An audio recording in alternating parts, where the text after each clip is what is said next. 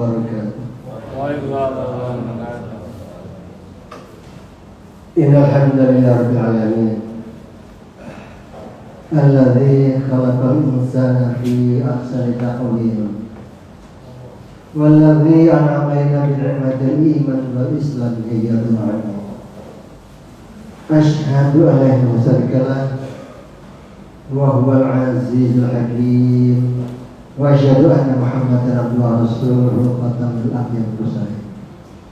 Allahumma shalli wa sallim wa barik ala nabiyil karim Rasulullah Muhammadin wa alihi wa ba'du. Qala ta'ala fi kitabil karim a'udzu billahi minasyaitonir rajim. Bismillahirrahmanirrahim. Wal 'asri innal insana lafi khusr illa alladziina amanu wa 'amilus shalihati wa tawassaw bil haqqi wa tawassaw bis sabr. Ya ayyuhalladzina amanu kutiba 'alaikumus shiyam kama kutiba 'alal ladzina min qablikum la'allakum tattaqun. Sadaqallahul 'azim. Saudaraku sekalian, majelis sholat jamaah zuhur rahimahullah, baik dari karyawan-karyawati Rumah Sakit Islam Aisyah dan dari keluarga pasien, semuanya yang kami muliakan rahimahullah. Puji syukur kula panjenengan bisa rawuh di majelis ini untuk semata-mata memenuhi panggilan Allah Ta'ala lewat adanya yang telah dikumandangkan masuk waktu untuk kita bisa sholat berjamaah bersama-sama. Tidak semua umat Islam yang mendengar adzan itu terbuka hatinya, tergerak fisiknya untuk menuju masjid. Namun bagi kula panjenengan, alhamdulillah, karena kekuatan dorongan iman dan Islam di dalam dada kita, dan kita berharap agar karunia ampunan dan pahala Allah Ta'ala tergerak untuk menuju masjid ini untuk bersama-sama melaksanakan sholat jamaah zuhur. Tentu bagi saudara kita, keluarga pasien juga berharap mudah-mudahan dengan sholat berjamaah ini keluarga yang saat ini sedang terbaring di rumah sakit ini senantiasa mendapatkan kesembuhan dari Allah Ta'ala. Amin. Allahumma rabbana sa'adil bas isbi atas sakina sifat-sifat la yuwadasahullah. Ya Allah, Tuhannya seluruh manusia, Engkaulah zat yang maha penyembuh atas segala penyakit, dan tidak ada kesembuhan yang sempurna kecuali datang darimu. Sembuhkanlah saudara kita, saudara kami yang saat ini sedang berbaring di rumah sakit. Berikanlah kekuatan iman dan Islam bagi keluarganya, baik yang menunggu di rumah sakit ini maupun yang berada di rumah. Tentu mereka ada rasa khawatir dan kalut. Untuk itu tenangkanlah hatinya agar semuanya dapat berjalan dengan sebaik-baiknya. Saudara sekalian, Allah, barangkali panjenengan sudah bisa menentukan. Kalau tadi dalam mukadimah saya bacakan yang pertama surah Al-Asr, yang kedua kemudian ayat 183 surah Al-Baqarah. Surah Al-Asr menyatakan bagi kula panjenengan bahwasanya setiap manusia ini sebetulnya pada setiap saat, disadari atau tidak sadari, mengalami kerugian. Ada kerugian atas tidak efisiennya apa yang kita kerjakan. Ada kerugian, mungkin kita juga menyadari ada sikap tutur kata dan tingkah laku yang tidak menyenangkan bagi orang lain, sehingga kita sendiri bisa jadi menyesali apa yang pernah kita ucapkan atau kita lakukan. Itu kerugian. Dan yang jelas setiap orang panjenengan yang hidup ini tentu akan mengalami mati lewat sakratul maut. Tidak ada manusia termasuk Rasulullah kapan datangnya malaikat maut itu menjemput nyawa kita. Kita paham nyawa ini bukan milik kita. Kita sendiri adalah milik Allah Ta'ala. Dan suatu saat Allah akan utusan malaikatnya untuk menyebut roh kita. Dan kita tidak tahu itu semuanya. Oleh karena itu, marilah kita amalkan surah Al-Asr itu. Setiap saat manusia itu mengalami kerugian. Wal asri innal insana illal ladzina amanu, kecuali orang yang beriman. Bagaimana kita menjiwai iman kita? Apa hanya sekedar percaya? Tentu tidak. Insya Allah banyak ilmu yang sudah kita serap, dan itu membuat cakrawala keilmuan kita tentang iman semakin luas dan mendalam. Saudaraku, iman tidak cukup hanya di dalam ucapan atau dalam hati saja, tapi harus terwujud dalam tingkah laku yang menunjukkan dia adalah orang beriman. Nah, orang yang beriman ini baik dia itu dilihat orang maupun tidak dilihat, baik dalam kesendirian maupun dalam keadaan bersama-sama orang banyak, itu tetap tumbuh dalam hatinya, dalam etikotnya untuk melakukan kebaikan dan menjauhi larangan-larangan. Sebagaimana dalam surah Al-Asr, mari kita tumbuh syukurkan. Sebagai orang yang beriman tidak merugi. Apa itu? Illalladzina amanu wa 'amilus shalihat, amal saleh. Kalau di dalam beberapa riwayat, amal saleh itu adalah orang yang memahami Al-Quran dan mengamalkannya. Jadi tidak hanya saya paham kebaikan, memahami Al-Quran dan Sunnah dan menjalankannya apa yang diberitakan dalam Al-Quran dan Sunnah. Itu baru dinamakan saleh. Dan saudara sekalian, doa orang saleh itu mustajab. Jangan pernah kita menjagakan, menggantungkan diri atas doa orang lain. Karena apa? Allah sendiri menyatakan doa yang mustajab itu hanya datang dari mulut orang saleh. Secara umum, secara khusus masih ada dari orang yang terzalimi. Masya Allah. Oleh karena itu, mari saudara sekalian, dalam rangka mewujudkan diri kita yang saleh ini adalah melakukan amar ma'ruf nahi munkar, mengajak pada kebaikan dan mencegah kemunkaran. Orang yang beriman inilah yang dipanggil Ta'ala di dalam Al-Quran surah Al-Baqarah 183 tadi. Ya ayyuhalladzina amanu, wahai orang-orang beriman.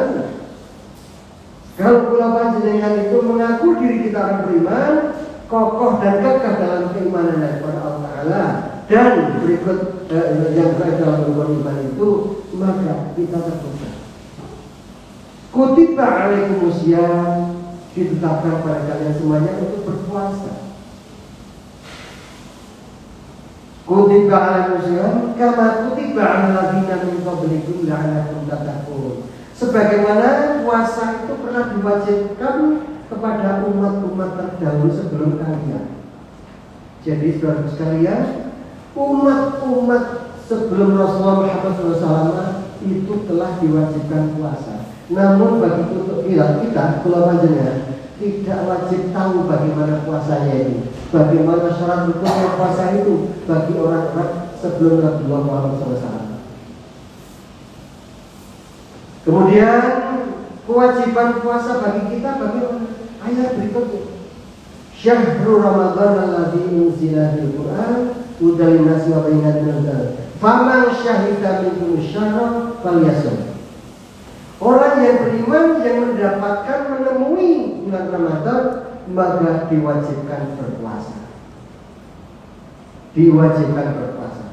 Kula panjenengan menemui bulan Ramadan itu wajib puasa asal kita dalam kondisi yang normal sehat. Puasa kita tidak membahayakan bagi kesehatan dan kehidupan kita. Namun apabila dari ahli kesehatan mengatakan jangan puasa dulu, kalian cukup pada tempat ini, itu insya Allah akan lebih baik kalau yang menyatakan itu dari ahlinya. Saudaraku, tidak banyak orang yang paham tentang kewajiban puasa ini. Saya beberapa waktu yang lalu pada akad pagi mengikuti pengajian, ada yang bertanya, Pak, saya itu merasa berat Kira-kira usianya itu masih sekitar 50. Bagaimana kalau saya tidak puasa tapi saya membantu fidyah? Secara kehartaan, kebendaan, saya mampu membayar fidyah. Itu kan namanya golek penalti. Dia tidak akan merasakan betapa kondisi-kondisi dalam keadaan puasa itu membawa perasaan yang semakin luas. Orang yang biasa hidupnya dengan proteinnya, dengan pada suatu saat perutnya lapar, akan merasakan bedanya. Dia fisiknya akan semakin lemas. Pikirannya terkadang hanya kacau balau. Inginannya ingin hanya sekedar untuk segera makan, sekedar untuk segera bisa tidur. Nah, orang beriman yang puasa tidak begitu. Karena apa? Puasa ini merupakan bagian dari ketaatan kepada Allah dan Rasul. Untuk apa? La'allakum tattaqun, agar kalian semuanya dengan puasa ini senantiasa menjadi orang yang bertakwa. Jamaah sekalian, termasuk para saudaraku yang sedang berbaring di dalam ruangan masing-masing beserta keluarganya. Orang yang berpuasa menghayati atas fisik yang lemah. Ini akan bisa menimbulkan simpati dan empati kepada orang lain yang saat itu dalam kondisi lemah, mungkin tidak cukup dalam makan. Kayak begini inilah orang yang tidak cukup makannya bahkan, atau tidak tersedia makanan pada saat nanti harus berbuka. Maka hati orang yang berpuasa itu akan menjadi hati yang hidup, bisa merasakan kesedihan, bisa merasakan kesengsaraan orang lain, yang pada saat tertentu dia tidak mampu untuk membeli makanan atau mencari makanan untuk kesehatannya. Muncul empati. Kalau begitu saat-saat saya mampu, maka akan keluarlah dari hatinya yang murah kepada orang yang tidak mampu. La'allakum tattaqun, agar orang berpuasa itu kalian menjadi orang yang bertakwa, orang yang muttaqin. Saudara-saudaraku, orang muttaqin itu menjadi bagian terpenting dalam kehidupan orang beriman. Derajat seseorang itu paling tinggi adalah muttaqin. Ditambah lagi muttaqin dan mukhlisin. Orang yang bertakwa itu orangnya, kalau menurut Al-Ghazali, imtithalu ma amillah wa nabi nawahi, melakukan apa saja yang diperintahkan oleh Allah dan Rasulnya dan menjauhi apa yang dilarangkannya. Permasalahannya, kula panjenengan belum banyak paham apa yang dilarang dan apa yang dianjurkan, apa yang diperintahkan. Misal saja tentang sholat 5 waktu, sholat berjamaah. Mungkin kita sudah tahu kalau sholat itu, sholat berjamaah nilainya 27 lipat daripada sholat sendirian. Dan mungkin kita juga sudah tahu apapun yang dibaca imam, maka makmum mendapatkan pahalanya yang sama dibaca imam. Mungkin kita juga sudah tahu bahwasanya makmum itu dilarang membersamai, membarengi gerakan imam, apalagi mendahului. Mungkin kita juga belum tahu selesai salam kita tidak berinsut dari tempat duduk kita, seraya kita berzikir, bacaan tasbih Allah 33 kali, alhamdulillah 33 kali, takbir Allahu Akbar 33 kali, ditutup dengan kalimat tahlil la ilaha illallah Muhammadur Rasulullah. Kata Rasulullah, dosa kula panjenengan yang selesai jamaah dari melakukan itu diampuni Allah Ta'ala, walaupun dosanya itu sebanyak dibuih air mata. Allah menyampaikan ini semuanya agar kula panjenengan tertarik untuk melakukannya. Kabar gembira bagi orang yang beriman. bagian dari la'allakum tattaqun. Nah, perintah ini apa yang bisa kita raih? Mari kita lakukan. Rasulullah, man sama Ramadan iman wa ihtisaban, ghufira lahu ma taqaddama min dhanbi. Barang siapa yang berpuasa pada bulan Ramadan yang dilandasi iman dan hanya berharap kepada pahala dari Allah Ta'ala, maka dia diampuni dosa-dosanya yang lalu. Masya Allah. Demikian rahman rahimnya Allah, murah pada orang beriman, murah pada orang yang belum beriman pun tidak murah. Hanya sekedar puasa bagi orang yang sudah sadar, enteng puasa itu bukan dari ketika makanan rasanya tidak lapar. Kalau kita kata orang Jawa masih semegoy. Semegoy itu kira-kira kalau usianya belasan tahun sampai ribuan tahun. Semegoy. Ingat, begitu perut kosong langsung ingat makan, maka itu langsung menjadi rasa lapar. Tapi kalau kita tidak mengingat-ingat makan, insya Allah tahu-tahu sudah waktunya berbuka. Apalagi kita isi dengan berbagai macam kegiatan pada saat siang hari. Karyawan-karyawan di sini tekuni dengan kegiatan-kegiatan tugasnya. Kalau perlu pada saat tertentu gunakan kesibukan belajar, membaca apapun yang bermanfaat. Insya Allah tidak akan pernah merasa itu semuanya yang menyebabkan kita rasanya abot jadi orang yang berpuasa. Lakukan itu semuanya. Terus kemudian saudara sekalian, dalam berpuasa ini berilah hal-hal yang menambah pahala. Canangkan dalam hati kita, niatkan secara terus, jangan sampai sholat 5 waktu tidak berjamaah. Pertama, jangan sampai sholat 5 waktu tidak berjamaah. Lakukan jamaah 5 waktu. Entah itu di tempat kita kerja atau dimanapun kita berada. Kalau pas sendirian, tunggu teman lain untuk bisa diajak berjamaah. Yang kedua, tutur kata kita, mari kita pelihara. Jangan sampai menyakiti orang lain. Karena apa? Rasulullah pernah bersabda, betapa banyak bisa jadi orang yang berpuasa tidak pernah menerima pahala puasanya. Karena apa? Dari tutur kata, tingkah laku yang tidak baik itu. Alhamdulillah. Ini penting Pak sekalian, sehingga puasa kita akan bermakna dalam kehidupan kita. Kemudian saudara sekalian, diamnya orang berpuasa itu mendapatkan pahala sebagai orang berzikir. Bahkan tidurnya, asal tidurnya bukan karena malas, itu mendapatkan pahala. Kalau kita semuanya mau berdoa, doanya berpuasa itu mustajab. Sebagaimana doa orang yang berada di menunggu salat jamaah antara azan dan iqamah itu juga mustajab. Ada beberapa tempat yang dimana kita doa kita mustajab.